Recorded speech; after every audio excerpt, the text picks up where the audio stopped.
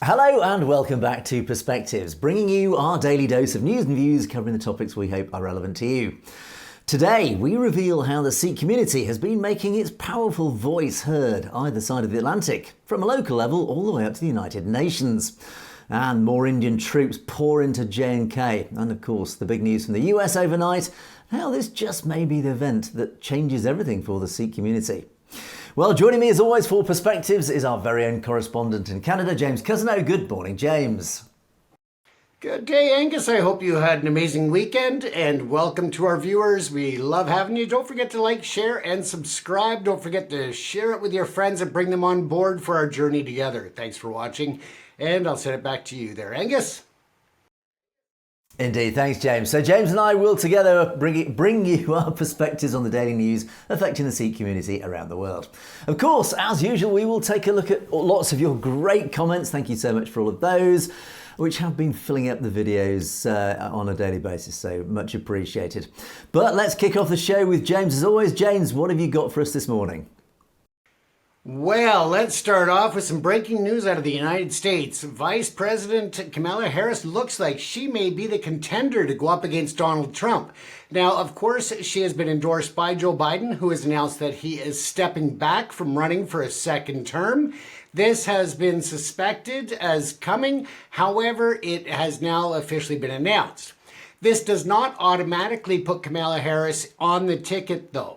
There's still 4 weeks before they have their caucus and their party meetings, and they will elect their nominee at that point. However, it's safe to bet that with the support of Clinton's and others, she will be a shoo-in for the position, as well as the fact that she is currently the vice president.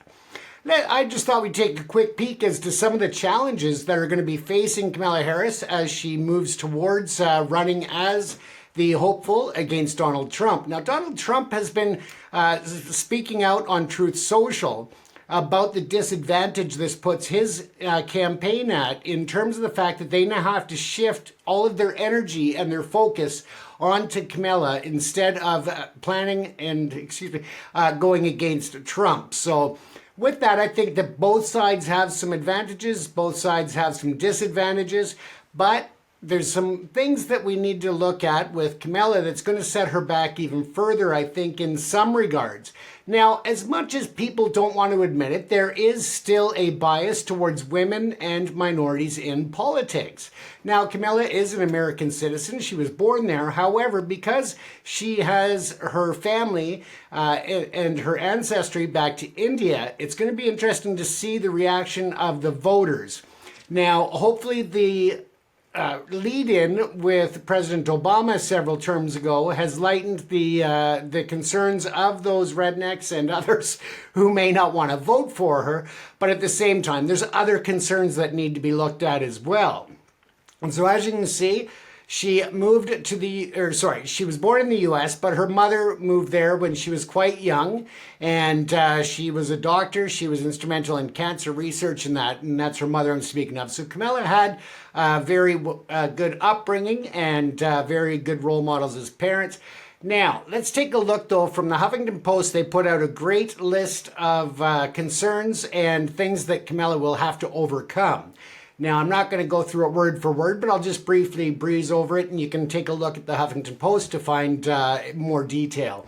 Now, of course, she is facing backlash as a part of the Biden administration over the high costs and inflation right now. So that is one of the big things that she's going to have to overcome because, of course, the voters are feeling the pinch when it comes to personal, home, and business budgets. They're all in a crunch right now as we've seen unprecedented levels of growth in inflation and of course, wages haven't gone up nearly as fast as inflation has. So that's something of concern, of course. Now, she has a record on immigration and policy there that could also be a concern because a lot of people are looking at the uncontrolled immigration. Now, as Angus and I have explained before, there's a big difference between racism and wanting controlled immigration. So if there's not enough housing to fit the current population, then of course it's going to put more strain when you bring more people in. So, you know, it's about controlled immigration administration, and a lot of people are blaming her for that, as well as the border crisis on the southern border with Mexico. So, of course, this is a part of the Biden administration that she is instrumentally a part of and taking over, essentially. So now, when she ran in the 2020 campaign, of course, there were concerns about her high turnover with employees, staff, aides, and so forth. And there were concerns about her management style and management abilities. Now, I would think that that has died down in terms of the concern with her record over the past term in office as vice president. But again, it was something that was a concern in 2020. And as much as we feel that was 100 years ago, it was only 4 years ago. So we'll have to watch and see how that plays out and how she addresses those concerns. Now, bias against women and bias against Black Americans are still facts. And of course, she is of Indian background and such. So again, it's about the still about the biases that are there, and hopefully that won't be as big a deal as it has been in the past. I would hope that people have evolved enough to use common sense and to respect everybody's differences and understand how influential people's differences are to making our world great. So she's from California, which of course that won't bring in a huge support in the Midwest states where of course they need to win and to have that support. Whereas Pennsylvania Governor Josh Shapiro and Michigan Governor Gretchen Whitmer would have the advantage from that point. But they do not have the advantage of having the term in office among other advantages that Kamala can definitely bring. So I'm just pointing out some of the challenges. I mean, there are benefits too, but I'm just pointing out the challenges that people have to be realistic about. And I can almost bet that the Trump campaign will target on to try to increase their opportunities now that Biden has backed out. So with that, of course, it will have an impact on who she chooses as her running mate. And I haven't heard any rumors yet, but we'll definitely keep you updated on that. But again, the U.S. election has taken a major shakeup, and we'll have to see how that plays out there, Angus. Yeah, big news. Not unexpected, I think, let's be honest. I think it was very clear that, well, to be honest, for anybody with eyes to see, it's been very clear for the last 4 years that I think we were probably going to get to this point that Mr. Biden was past his sell-by date quite a long time ago. But yeah, if it is indeed Kamala Harris, the question is what implication does this have? So we would face two choices, Donald Trump or Kamala Harris. And what impact would that have on our audience and the community that we represent? I think Kamala Harris is deeply unpopular, from what I understand, this side of the Atlantic. She's been overnight. She was compared to one of our own politicians on the Labour benches, who I think reflects the same unpopularity, and in fact even with racial undertones as well. But what is she capable of? We don't know yet. She's very much an unknown quantity other than what she has displayed during her time as VP. I suspect there are levers of power behind Kamala Harris. And I would not be surprised. I don't know if she's been confirmed yet, but I wouldn't be surprised if somebody else is shoehorned into that position instead. Because I think the Democrats realise potentially she might be a bit of a liability. But that's a different story. We'll face that when it comes. But let's look at the other side of the coin, Donald Trump. What does Donald Trump mean for the Sikh community? I think this is a lot clearer in many degrees. I think Donald Trump, we know, obviously a very deep Republican, right wing. We've had 5 years of Donald Trump in the past, so we have had a very strong flavour of where he's coming from, and it's very clear he very much focuses on foreign policy, and he's not afraid. As I said, I think in one of last week's show, the one predictable thing about Donald Trump is his unpredictability. And this is actually what keeps America's and therefore the West's enemies at bay, because they actually don't know what Donald Trump really is capable of. And we saw Putin, and we saw North Korea, and we saw Iran, all these nations actually pulling back in terms of their ambitions when Donald Trump was in power, simply because they were afraid of him. In simple terms, they didn't know what he was capable of, or they suspected what he was capable of, and they feared that, which actually made a very interesting dynamic in terms of global geopolitics. So again, if we get Donald Trump back in, he's made it very clear he will call out oppressive regimes around the world. He's done it about Russia, he did it about Iran, he did it about North Korea, but he's also willing to engage in terms of, engage in the sense that he will talk to these regimes and make it very clear that if they want to deal not just with America, but with the Western world, they have to align. They cannot go throwing their oppressive weight around. They cannot keep depressing human rights in their countries. So it's very clear to me, I think if Trump wins this, India will be in for quite a rude shock. I think Mr. Modi, when he will shake hands, I've no doubt, with Donald Trump, but I think behind those handshakes and off cameras, I think Mr. Trump will be quite robust with India.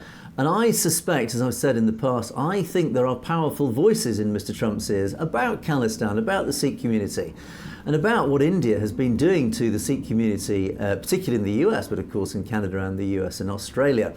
So I think Mr. Trump, funnily enough, even though he is right-wing, and we'll talk about this a little later in one of the comments that were received, Mr. Trump has some alignment with the right wing of India, but is that alignment with the RSS? I'm not so sure, because I think the RSS is extreme right-wing. Donald Trump is not extreme right-wing. He's just a simple, plain old-fashioned conservative with right-wing views. That's, he's sort of right of centre. He's not extreme right. And his immigration stance, James, which you've talked about, his immigration stance has been very clear. There is that famous Trump wall. So he is anti-immigration, but he's very much a powerful advocate for American people, whatever their background, whatever their ethnicity. And I suspect this is why many, even in the Sikh community, are supporters of Mr. Trump, again, because they recognise him for what he is. He's not a racist, he's not one of these right-wing extremists. He's actually just a good old-fashioned conservative who believes in his country, is very patriotic, and he will stand up for the rights of every human being, whatever their ethnicity, within the United States, as long as they're a United States citizen, which is very interesting. So yeah, James, I think this opens up a very interesting dynamic. We have no idea really what Kamala Harris is going to bring to the table. Who will win this? Oh, it's very close to call, but at the moment I understand that Mr. Trump is in the polls looking like the leading light for this one. Well, we'll have to wait and see who she brings on board as the VP if she gets the nomination.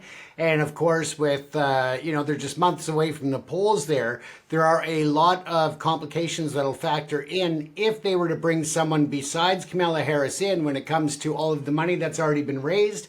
It can be transferred over because she is named on the paperwork. However, if they went with another candidate altogether, then it creates a whole series of events that have to take place in order for that money to be transferred or returned. So it's going to be very interesting to watch, and it's going to really shake things up south of the border from us here in Canada. So we'll have to keep a close eye on it. And of course, as you brought up about, a lot of countries such as China, India, Russia, don't know what they're going to get with Trump, besides the fact that he's going to say it as it is and call it as he sees it, which might be a concern for them. So we'll have to watch how foreign interference plays into this election as well, and what they do to make sure that it's not an influential part in shifting the final vote. So. Yeah, interesting times. All right, so let's move on to our second. Oops, sorry. Go ahead, Angus. Sorry, James. Yeah, sorry, James. I was just going to throw one other little element to this, which of course is China, which we haven't touched on. You've just mentioned it. Of course, one of the big fears in the foreseeable future is the Taiwan situation and China invading Taiwan. It's very clearly on China's agenda to invade Taiwan. Now, the fear is that a weak West will invite China to invade Taiwan. If that happens, there's a potential World War III situation there. Of course, India has a stake in this from an indirect perspective, because a growing China and a more powerful China, who of course is encircling India militarily by stealth, India does not want a more powerful China. If China invades Taiwan, it's extending its reach further into the South China Sea. It's again increasing that power base of China in the region. So India doesn't want that.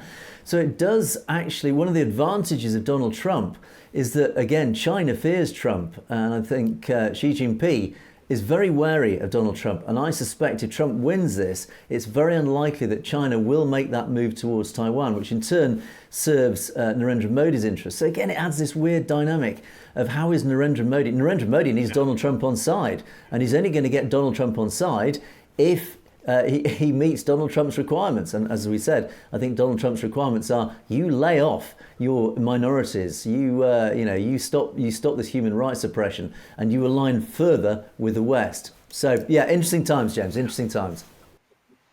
It's going to be something to watch. So let's take a look at another story that I've been following and I wanted to bring up, and that is the armed forces. I'm just going to bring up a graphic here, and my apologies, I forgot to bring the last one up, making more work for Angus in the studio to edit, unfortunately. So here we go. This time we'll actually have the graphic up for you folks. So the armed forces have gone in to the Jammu and Kashmir region. Now the India government is declaring that they have brought forth 5,000 troops plus an additional 500 special forces operatives. Now, this is a concern, or it should be a concern to the international world, because they're not brought in as law enforcement and they're not brought in to actually make arrests and bring people before the courts where there is a rule of law. Instead, essentially what they have done is brought the forces in to hunt down the attackers who have been ambushing the soldiers. I completely agree that that needs to be done. However, my concern is the power and the carte blanche that these teams will have. Now, I'm going to bring up on the screen, or I have up on the screen here, the Armed Forces Special Powers Act, and that related directly to Jammu and Kashmir. And this is a 1990 Act, number 21 of, again, 1990. So the act is to enable certain powers to be conferred upon members of the armed forces in the disturbed areas of the state of Jammu and Kashmir. Now, essentially, what I've done is just pulled up certain section here that is really concerning. Any commissioned officer, warrant officer, non-commissioned officer, or other person of equivalent rank in the armed forces may, in a disturbed area. Okay, now this is what they now are able to do against their own citizens. If he, and of course she, is of opinion that it is necessary to do so for the maintenance of public order after giving such due warning as he may consider necessary, fire upon or otherwise use force even to causing the death against any person who is acting in contravention of any law or order from the time being in force in a disturbed area prohibiting the assembly of 5 or more persons or the carrying of weapons or of things capable of being used as weapons or of firearms, ammunitions, or explosive substances. So even so much as just having a gathering of more than 5 people is considered enough for them to use deadly force against the groups there in Jammu and Kashmir. So it again is a disparity between these certain groups, whether it's the military and the locals or the different religious groups. We know that there is alleged corruption within the police departments and the military, and there's also the objectives and narrative that the India government wants to play out. So these should be very concerning authorizations that are handed out. Section B says that if he is of opinion that it's necessary to do so, destroy any arms, dump prepared or fortified position or shelter from which armed attacks are made or are likely to be made or are attempted to be made, or any structure used as a training camp for armed volunteers. And again, there's no real definition as to, it's up to the officers themselves or the soldiers and such to make decisions on what they think, not on actual fact. So it's really tough because the soldiers have been facing these insurgents and these armed attacks, these ambushes. They've been losing soldiers. But again, it just concerns me to the level at which they are going to go in and look for retaliation against people they suspect of killing their partners within the military, and also whether or not they're going to be utilizing that as another method to do some ethnic cleansing in the region. Now, they may arrest without warrant any person who has committed a cognizable offense or against whom a reasonable suspicion exists that he has committed or is about to commit an offense, and may use such force as may be necessary to effect the arrest. Again, giving them full authority to use deadly force within simple arrests. And again, that's not, to me, a goal of bringing people to justice or before the courts. Now, the other concern, of course, is that we've seen over and over again in India are people that are accused of crimes with no evidence, and the cases are not brought forward to the justice and through the judicial system.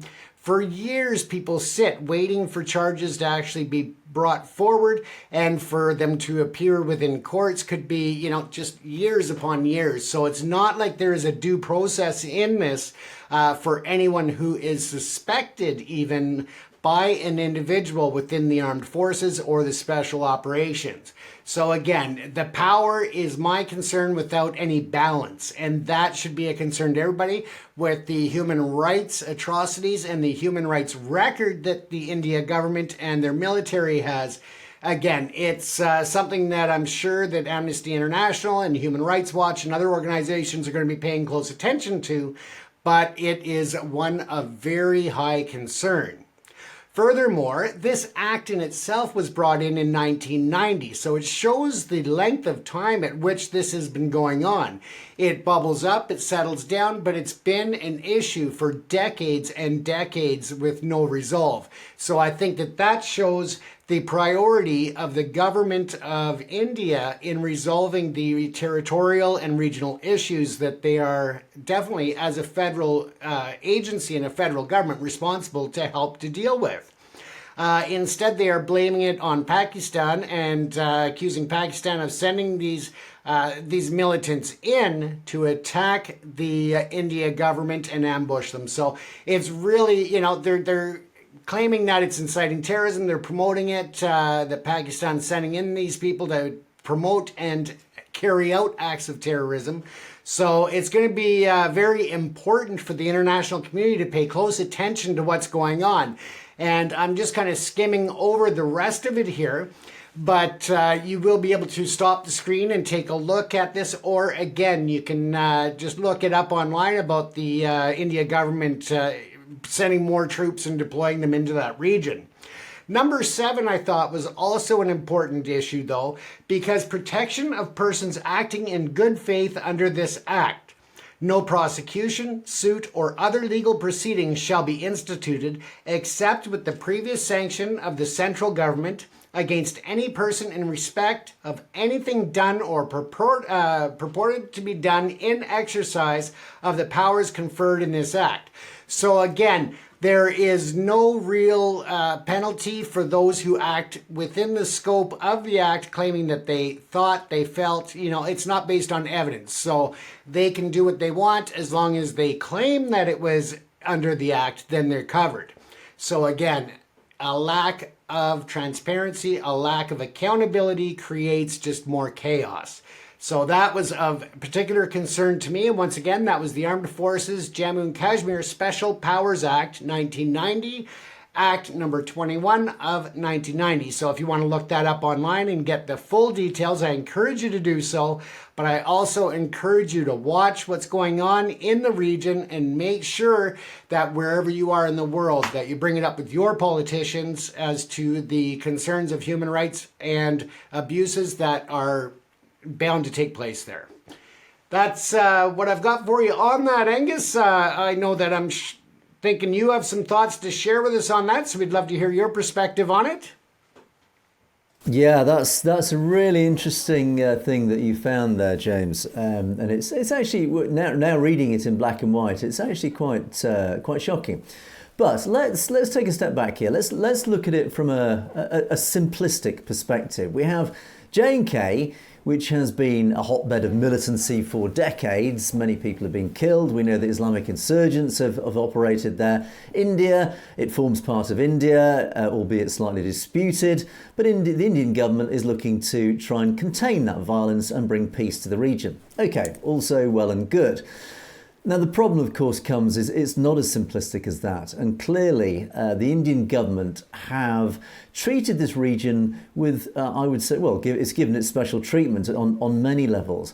And clearly, it has seen not just the militants as the enemy, but almost the indigenous population as the enemy, simply because they are not Hindus. They are not forming part of the majority population of the Indian nation.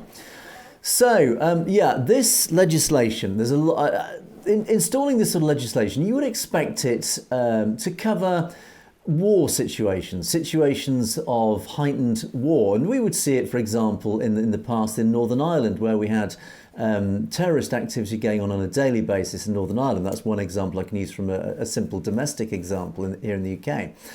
But it's very, very powerful legislation, James. And I think it's very interesting reading that, because it's written very deliberately. Now, India is a very legally bureaucratic nation. It's inherited a lot of statute and regulation from colonial times. So, of course, it is governed, and it is restricted, and the whole of society is controlled by legislation, and a lot of it a hangover from colonial times. But India, of course, have, for whatever reason, embraced this legislation, and they've grown it, and they've enhanced it, and they've adapted it to their prevailing situation now. The problem being, of course, is fine if you have a government, an administration that is benign for all its people, an administration that you can trust to take care of all its people. Now, of course, we've seen in J&K and in the Punjab and other regions that we cannot trust the Indian government. And I'm not just talking about the current one, I'm talking about past governments, Indira Gandhi's government being a prime example of that. And clearly, when you have legislation that is written so loosely, in fact, no, that's the wrong word. It wasn't written loosely. It was written very deliberately to allow it all sorts of draconian and dangerous powers and anti-libertarian powers. It gives any administration basically carte blanche to abuse human rights, to go out there and literally kill people. Now, there's some interesting language in that, which I think you've also picked up, James. There's a lot of, if an offence is likely to have been committed, that's a very grey area. In whose opinion? Well, it's whoever is carrying the weapon, wearing the uniform, is in their opinion. That literally could be anything. If there is any reasonable suspicion that somebody's about to commit a crime, reasonable suspicion, again, very arbitrary, very much in the opinion of the soldier or the policeman. And that's easily defensible in any situation. Oh, I thought he was about to pull a weapon.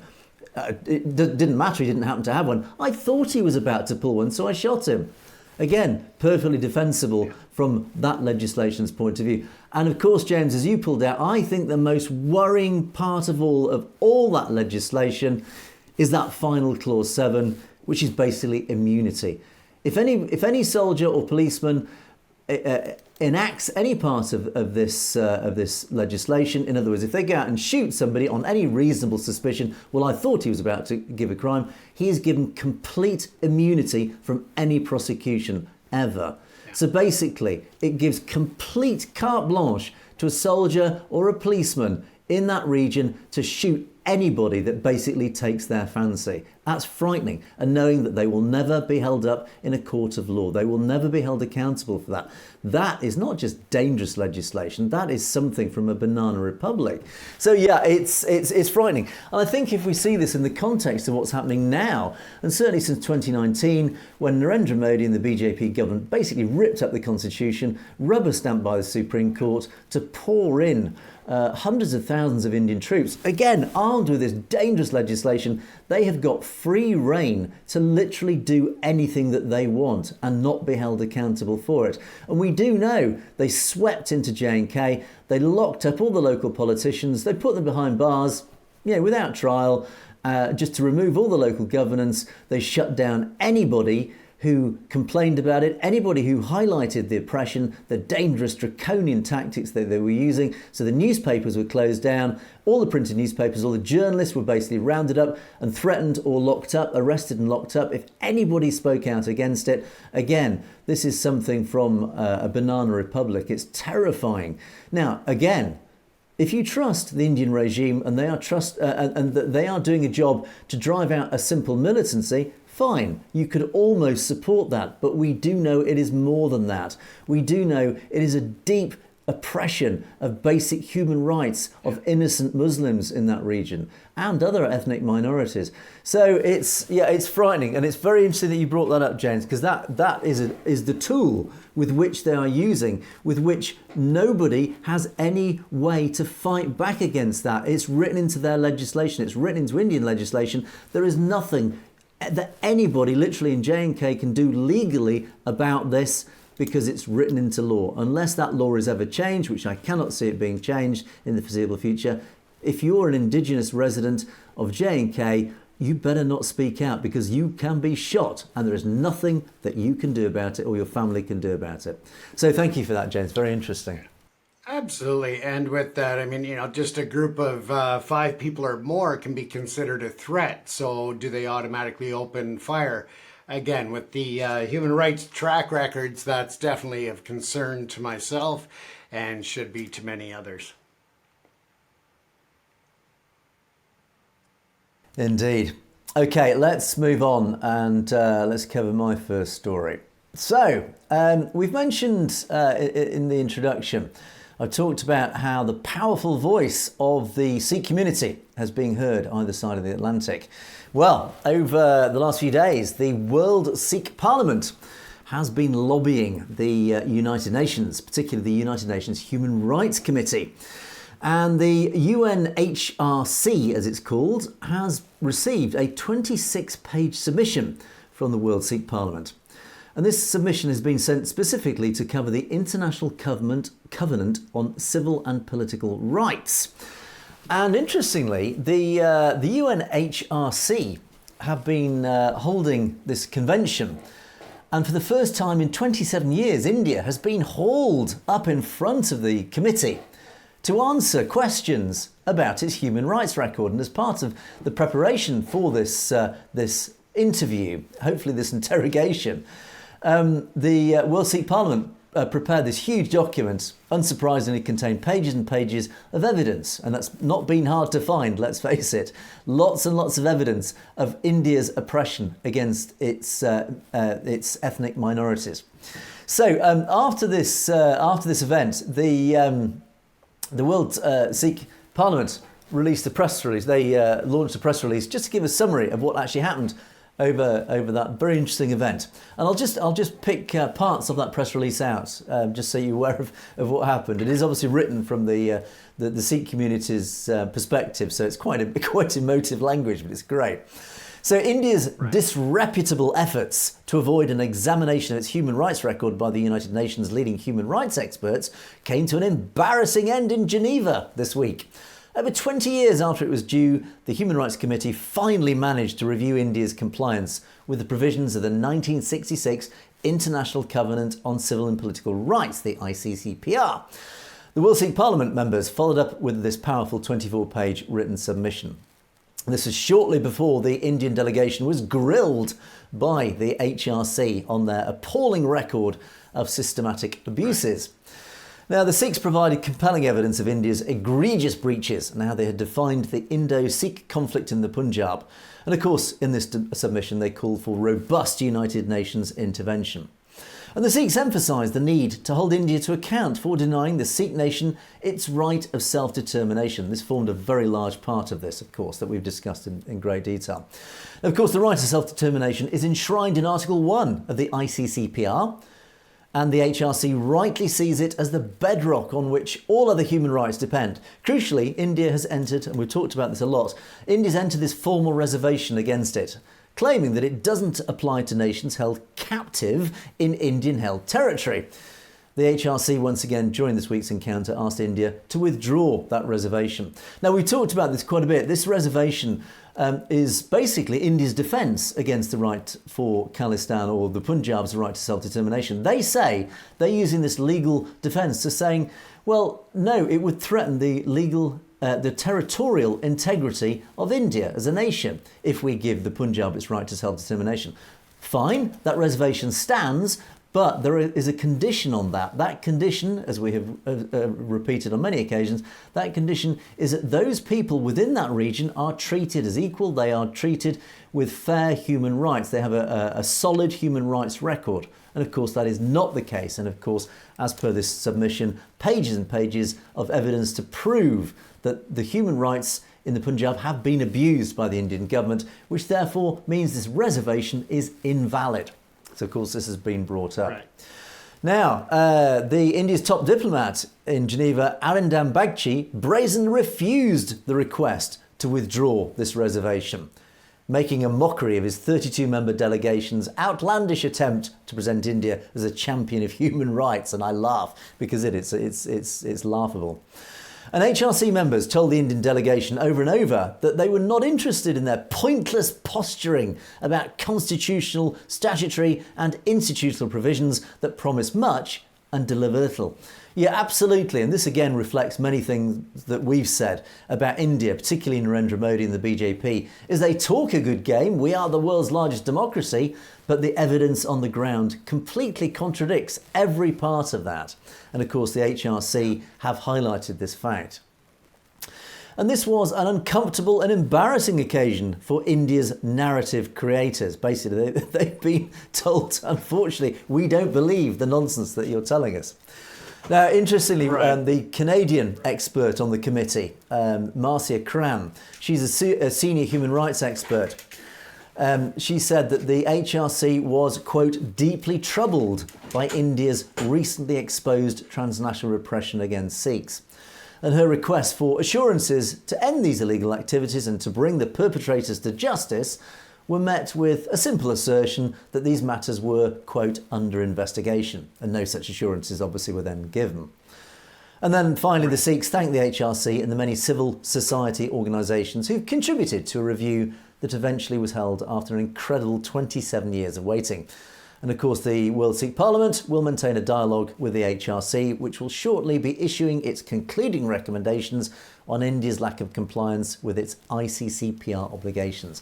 So interesting. This, how effective this will be, we don't know. But, and a lot of criticism has been fired at the United Nations, how effective it is in the real world. But at the end of the day, it's certainly not going to do any harm to the people of the Punjab and the rights of the Sikh community. Certainly, that it is a powerful committee, and that finally Indian diplomats have been hauled in front of the United Nations and they've been held to account for their appalling human rights record.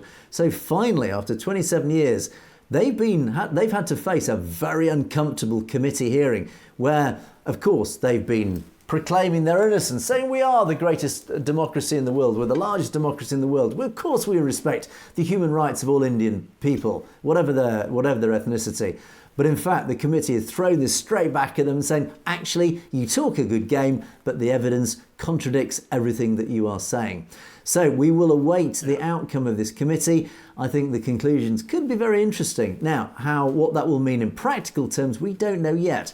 But what it does mean, certainly, is that more and more global and international committees, particularly the United Nations, are waking up to this paradox of India, this contradiction of India, where Narendra Modi proclaims loudly, we are the world's largest democracy, but in reality, the evidence is pouring in from all quarters and being heard by all these separate committees. That is not the case. India is one of the worst oppressors of human rights. It has a terrible track record of human rights. And of course, the one big issue here, Khalistan, the right to self-determination, finally being heard at United Nations level, where the Sikh community are proclaiming we have a legal right under international law as recognised by the United Nations. We have a legal right for self-determination. That it is very clear, it is black and white. India has no defence now, no legal defence against the right to self-determination of the Punjab. So watch this space, James. It's a very interesting committee hearing. Who knows what will come of this? But do we think the United Nations have enough power to swing anything? Let's see.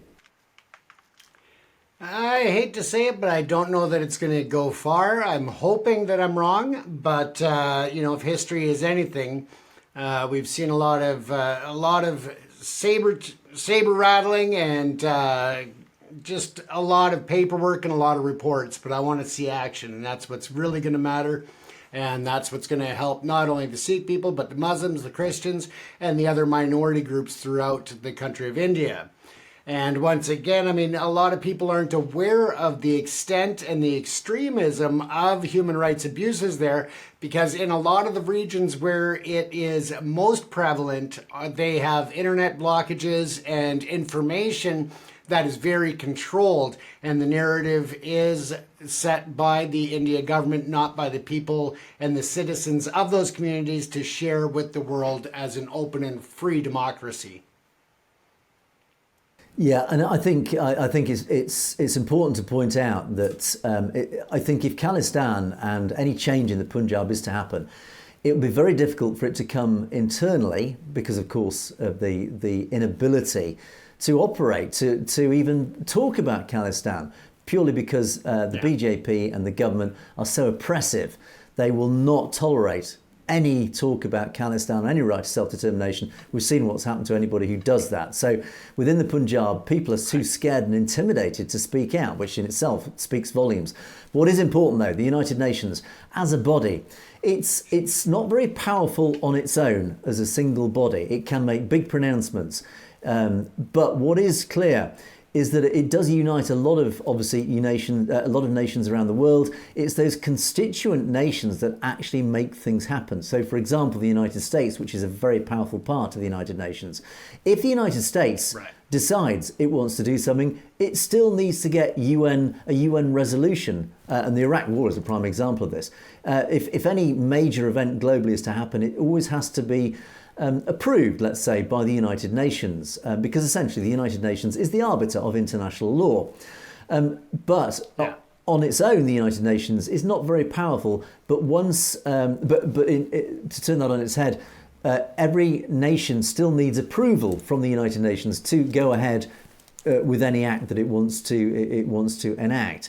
So it stands almost there as like an arbitrator, shall we say. So it is very important to get approval of the United Nations. Even though the United Nations on its own cannot make anything happen, any nation needs that approval to do that. So why am I saying that? It's because I think any move towards an independent Punjab will have to come from nations like the United States, the United Kingdom, Canada.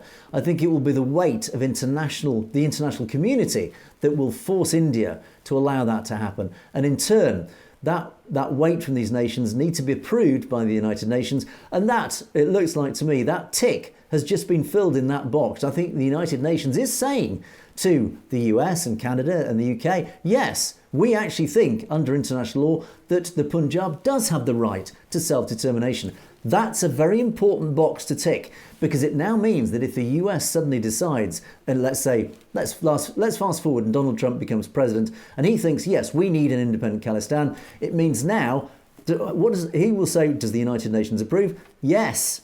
All his advisors can say, yes, the United Nations approve. It is legally sanctioned by the United Nations. Great. Now we can start pushing for Khalistan. So it is an important step in that overall process. And I think that step is about to be taken. I think that box is about to be ticked by the United Nations, which is just one of those almost administrative necessities for Khalistan to happen. So this, although it appears maybe not very meaningful on some levels, actually, it is very meaningful from a simple legal perspective. It means the international lawyers, when hopefully we come to this point where Khalistan becomes a reality, or certainly a referendum becomes a reality, it means the international lawyers can say, yes, it has United Nations approval, therefore it meets international law, we are okay to push for it, etc., etc. So yeah, James, absolutely. I think that's it's an interesting, subtle one, but I think it's a necessary step that needed Well, and to be I think taken. it's still one that people of Punjab and the Sikhs should be celebrating. I mean, it is a huge announcement in some regards. So I think that it definitely is something very important. Indeed. Okay, a couple of short stories now. Let's move things forward. Again, lobbying here in the UK has taken another step forward, and I'm very pleased to report one of our new MPs. We had our elections a couple of weeks ago, 2-3 weeks ago, with a new Labour government. But we had lots of new MPs on all sides and lots of independent MPs. And a lot of these MPs, they battled or they campaigned on many international elements, many international issues, Gaza being a prime example of that. But one of our new MPs, he was an independent MP by the name of Ayub Khan. I'm just showing up his photo now, so you can have a look at Mr. Ayub Khan. And I believe, this is an assumption, but I think with that name, I think he's from Pakistan heritage. Now, Ayub Khan has issued what's called an early day motion calling for the immediate release of Jagtar Singh Johal. Now, this new MP, Ayub Khan, he's been elected part of Birmingham's Perry Barr constituency, which in itself has a large Sikh population. So, as an independent MP, he's not aligned to any of the mainstream parties, but clearly he is representing his large Sikh community.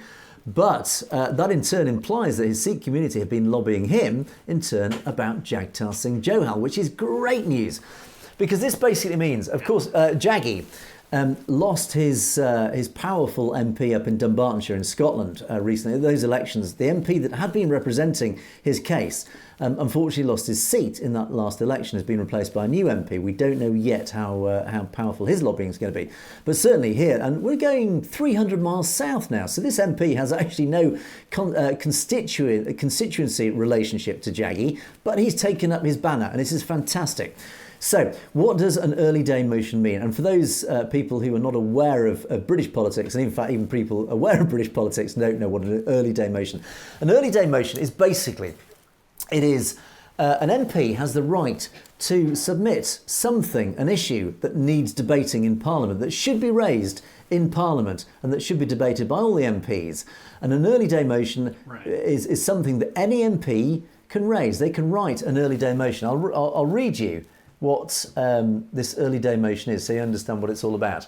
So he's written this, put it to the House to be debated. He said that the House of Parliament in the UK calls upon the government to seek the immediate release of Jagtar Singh Johal, British man who's been wrongfully detained in India since 2017 and faces a possible death sentence. This EDM, the early day motion, notes that in May 2022, the United Nations Working Group on Arbitrary Detention concluded that under international law, Jaggi's detention is arbitrary, has no legal basis, and further notes that under the previous government, the Labour opposition took a strong stand on Jagtar's behalf and believes the new government now has a duty to take proper action on Jaggi's case and secure his release, return his family to Dumbarton. So basically, he's made it very clear to the government, the new Labour government, right, you campaigned on a strong pro-Sikh stance. You campaigned to fight for Jaggi's release. Now, let's have a debate about it. Let's hold your feet to the fire.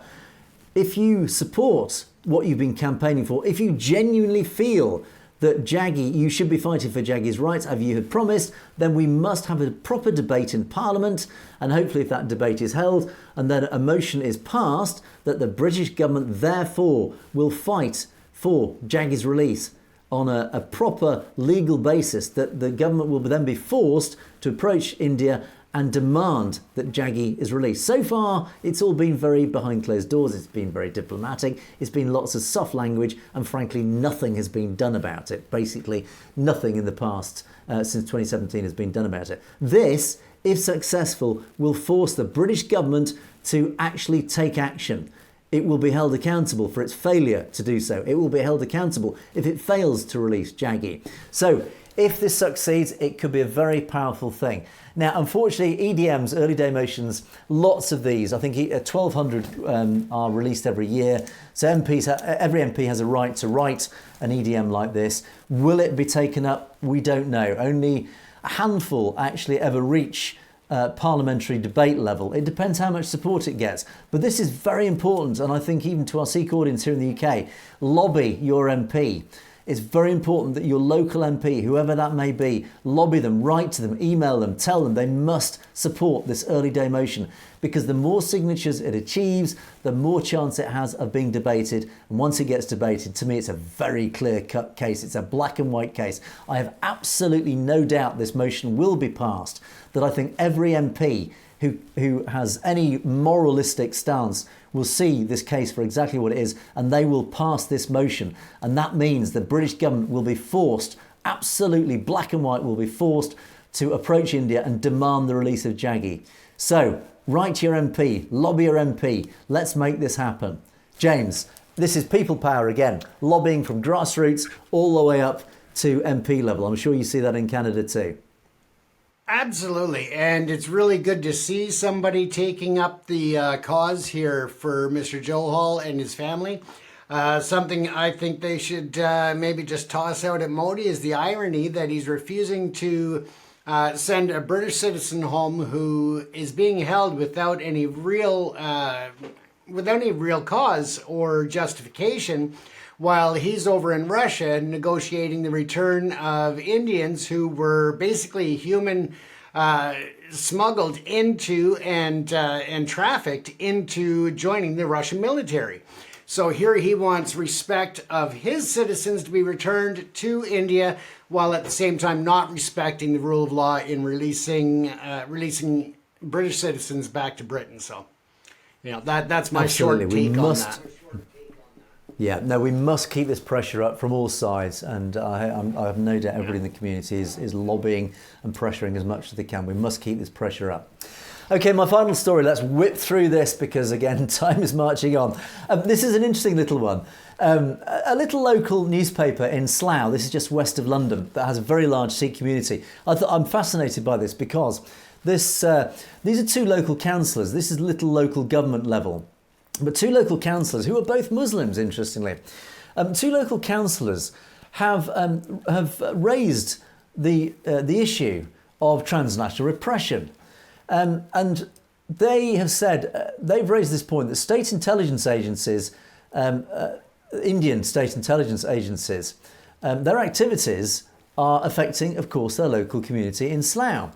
So these two independent councillors, Sabia Akram and Waqas Sabah, who are, again, I'm assuming are Muslims, and they're calling on Slough Borough Council, just our local government, local council, to write to the British government expressing their concerns. It comes, of course, after warnings about against the Sikh activists in Britain. And the pair want the council to write to the government in turn to strongly convey the very deep concerns felt by the residents by UK intelligence reports of Indian government agencies targeting Sikh activists in Slough. And of course they refer to what happened to Hardeep Singh Nijjar in Canada last year. And now their local MP, Tandesi, he is of course a Sikh MP and he's re-elected in the recent elections. Speaking at the time, Tandesi said he'd been contacted by Sikh residents who did feel anxious, angry or fearful. And the local Gurdwara called on the government to prioritise the safety of British citizens. And it did speak of targeting of Sikhs around the world for their support for an independent Sikh state. And finally, it wraps up saying the proposal by councillors Akram and Sabah, who both have Muslim backgrounds, is set to be debated by the council on Thursday this week. Now, this is an interesting one. It's very low level, but what this does highlight, and I'll pick this one up particularly, because again, it shows how impactful this huge global issue of transnational repression is having at a very, very local level. This is the local council. This is just our little local community in Slough.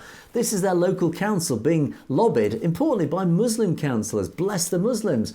And again, this highlights the fact that the minorities must fight together. They must fight this oppression together. They must combine. India's tactic is to divide and rule. India has been dividing the communities. It's been dividing Muslims against Sikhs and vice versa, Muslims against Hindus, vice versa, Sikhs against Hindus.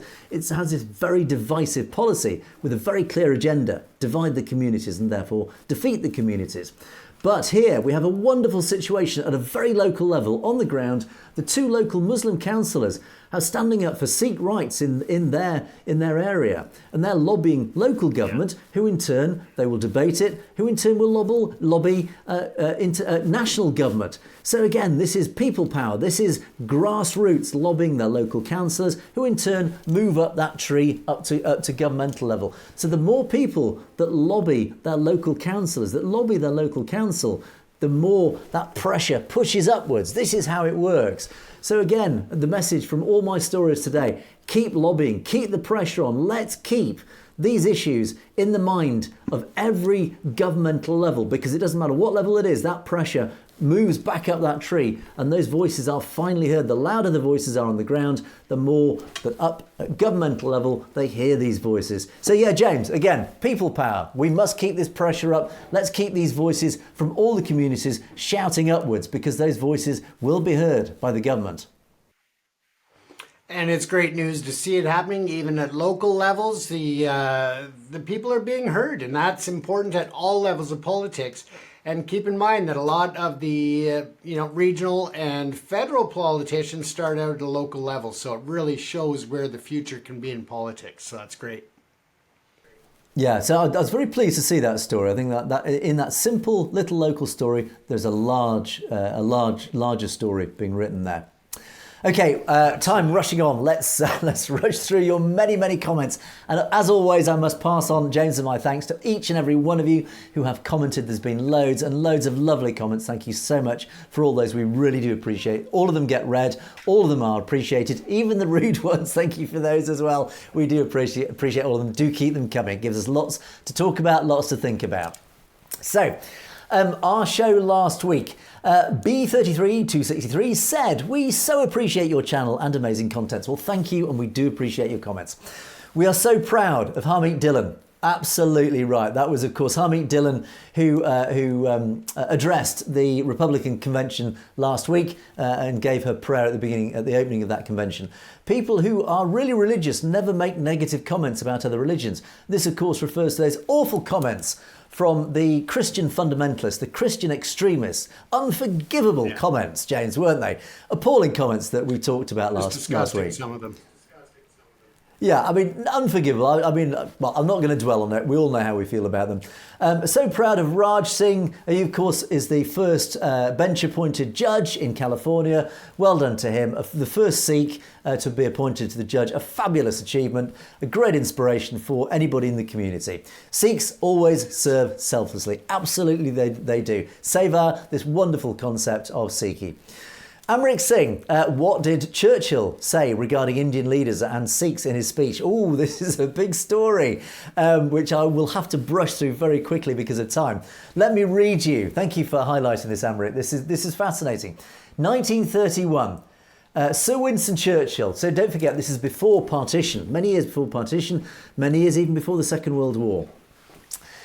He said the following words, and I'd quickly paraphrase what he said. "To abandon India..." Don't forget, India was still colonial rule, under British colonial rule. "To abandon India to the rule of the Brahmins would be an act of cruel and wicked negligence.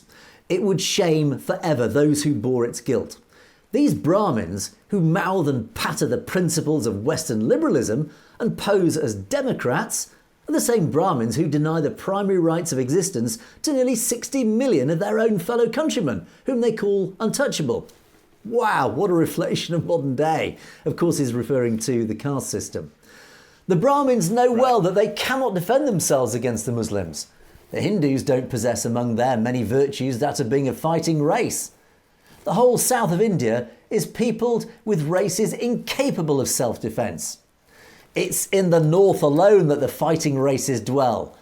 Bengal, for instance, doesn't send from her 45 million inhabitants any soldiers to the native army. The Punjab is a place where fighting races dwell, on the other hand. And the Pathans, together with the Gurkhas and the Sikhs, who are entirely exceptional sects of Hindus, come back to that point, all dwelling in the north, furnished 3/4 of the entire army in the time of peace and furnished more than 3/4 of it in times of war." So, Sir Winston Churchill, he recognised already that the Hindu population had no fight in them.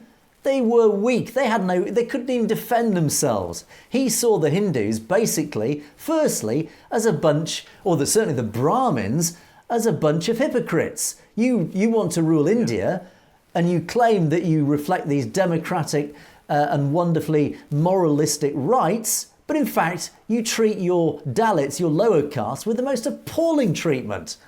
So he recognised that the Hindus, exactly for what they were, certainly at that time, and in fact, unfortunately reflected today, this caste system, the evils of the caste system, he knew that straight away. And he also recognised the fact that the Hindus were not a fighting people. They had no innate capability to fight. And yet he recognised in the north, he recognised the Sikhs and of course the Gurkhas up in Nepal. He recognised the fighting qualities, the deep inherent warrior nations that existed in the Punjab and up in Nepal. He knew immediately, as he said, that most 3/4 of the army was made up of these people because they were brave, they were courageous, they were the fighters. And it's sad that even today India does not recognise the qualities of the Punjabis. It does not recognise the qualities of the Sikh indigenous people. They are a warrior race. You shouldn't be keeping them as an enemy. You should have been nurturing them as your friends. And it's still not too late. Yeah. All you need to do is grant the Punjab self-determination. Let it become an independent nation. They will stand shoulder to shoulder with India as an independent nation. They will be your friends. They are the fighters. You want them on your side, not against you. Because all that's happened in the last 70 odd years is they've been fighting you, and they will continue to fight you. They will forever fight you until they get their own nation, until they get their Khalistan. So Winston Churchill, he knew that back in 1931, James. How interesting. It reflects so much of today. As much as time changes, some things stay the same, Angus. Doesn't it just? Amrik, thank you so much for that comment. We spent a long time on it, but wow, that was an interesting one. Okay, Nixran Jat said, one question I have is what does Trump stand for? Trump's been cosy with Putin, RSS right-wing praised Trump, Trump stands being anti-NATO. So where are we? Well, we won't talk about this too long, again, because we're running out of time. But we talked about earlier in the show, what does he stand for? We will see. And it is a slightly unknown quantity. But at the same time, as I said earlier in the show, I think he is right-wing, he's right of centre, but he's not extreme right-wing. That's the difference. Contrary to what mainstream media will tell you here in the West, who label him as some extremist right-wing lunatic, he is not. And I would only point you to the last 4 years of his administration that proved, just look at the results. And he was up against a huge, powerful media machine that hated him, that wanted to tear him down, against this huge deep state that hated him and wanted to tear him down, etc., etc. So, sorry, James, let's move on because, again, we're running out of time. We've got to race through these. Next batch. Scythian says, mostly Indian government's people who sit on social media. Many Indians on social media use Christian names and Muslim names and Sikh names. Yeah, good point, Scythian. Thanks for bringing this up. Hindutva, they're online trolls, they're online operatives. They quite often pose as Sikhs, as Christians, as Muslims to spread division, spread their hate.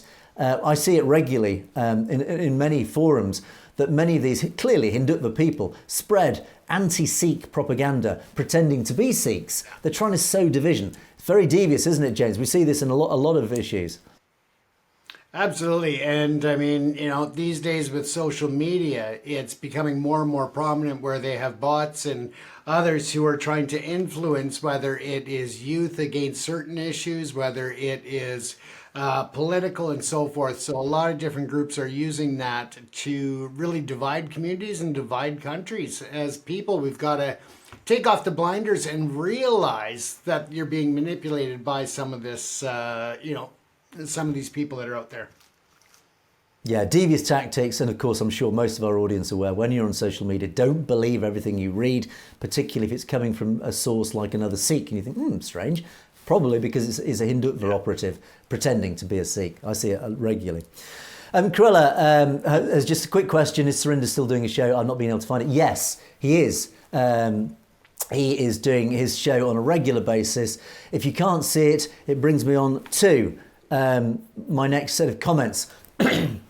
This refers, of course, to a suspicion that James and I have had about what is happening to our comments, what's happening to our show.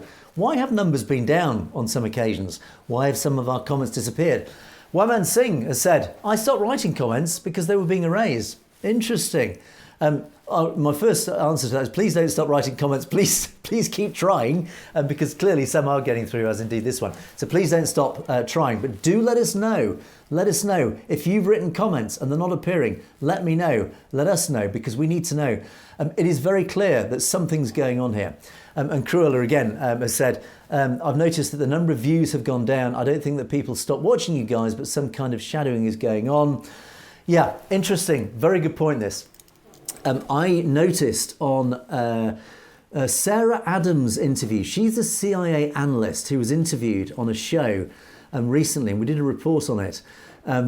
She was interviewed and released all sorts of very sensitive information from the CIA, basically. Particularly relevant to here is that the Indian government had been funding the Taliban to kill both Sikh, what they call Sikh militants and Islamic militants in Kashmir and in Pakistan. So she revealed a lot. That interview has clearly been shadow banned. A lot of commenters, there's hundreds if not thousands of comments, most of which are saying, I have not been able to find this video. I finally found it because it has been shadow banned. Comments disappearing. So it's very clear that very powerful interview has been shadow banned. Something very untoward has been going on with the algorithm behind the scenes, whether it's Google.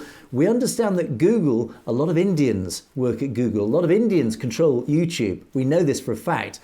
So we believe it is quite possible that a lot of our videos are being shadow banned. A lot of our comments are disappearing. What defence do we have against that? Well, from our side, we will find ways around this as best we can. From your side, our audience, please obviously keep watching. Subscribe. Obviously, if you subscribe, you will see the videos when they're released. Tell people about where we are. Tell people to subscribe. Please spread the good word. And do keep these comments coming. Thank you so much. They are coming in by the bucketful. Very much appreciated. But it's very important. The only way we can defeat this behind the scenes untoward, suspicious activity is power, is just keep pouring the comments in, keep watching, keep spreading the word. That's the only way we can defeat this, James. It's very devious what's going on. Absolutely. And you've summed it up well, Angus. I don't need to add to that. And finally, we had Mr. Avadi quoting the nobody from nowhere once again. I'm guessing you're referring to either myself or James, maybe both of us. Avadi has been one of our regular critics, so thank you for this. And he made. I wanted to highlight this other comment he made, actually one of Surinder Singh's on our Punjabi channel. He referred to Amritpal Singh. He said, "Keep him in Dibrugarh for the next 50 years." So this comment, which actually is more relevant, is more important. The same gentleman did say that Amritpal Singh should be kept in prison for the next 50 years. Okay, you have a right to say that. Interesting that you have this right to make that comment in a free country, on free social media, in a democratic environment.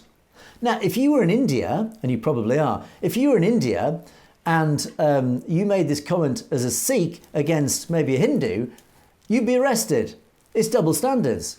You see, it works if you're a Hindu. But if you're a Sikh, or you're a Muslim, or you're a Christian, or you're a Jain, and you make comments about the Hindu government, you will find yourself in Dibrugarh for 50 years, locked up. So what you're advocating, and you don't realise this, sadly, it's fine because you're a Hindu. You're winning at the moment. But what happens if your government changes and suddenly turns on people like you, for whatever reason it may be? They might not like your particular politics. They might not like something that you specifically do or live, or how you live. And they suddenly decide to lock you up. Who will speak for you? So again, it's all very well supporting totalitarian regimes like this, or totalitarian rules and laws. But when you're the victim of it, you've got to think about that. Wake up, please wake up to what's happening in your country. You need to be fighting for your fellow countrymen. You shouldn't be writing silly comments like this. You have a right to write it, and you have a right to free speech. But nobody else in India has. That's the problem. Other people in India do not have your right to free speech. Can't you see a problem with that? But thank you for your comment. Do keep them coming, because we would like to discuss them with you. Make them intelligent. Explain why you think Amritpal Singh should stay in jail for 50 years. So, James, it's nice to get some critical comments. And like we've said before, Angus, we love to see the comments. We love your opinions, and we also love when you can articulate and explain your views or your feelings on certain issues, because it may give us a different perspective as well. And we look forward to it. So keep adding your comments one way or the other. Thank you. Indeed, but we have run massively over time. As we always say, we must draw things to a close. Thank you so much for watching Perspectives. Do keep those comments coming in. We do appreciate them, as we have said. Of course, you can contact us directly at message@satlogetv.com on any news items that you think we should be covering, if there's anything that you'd like to highlight. But in the meantime, thank you so much for watching Perspectives. It's goodbye from me, and it is goodbye from James. Thanks, everyone. Stay safe. You have, of course, been watching Perspectives. We'll see you next time.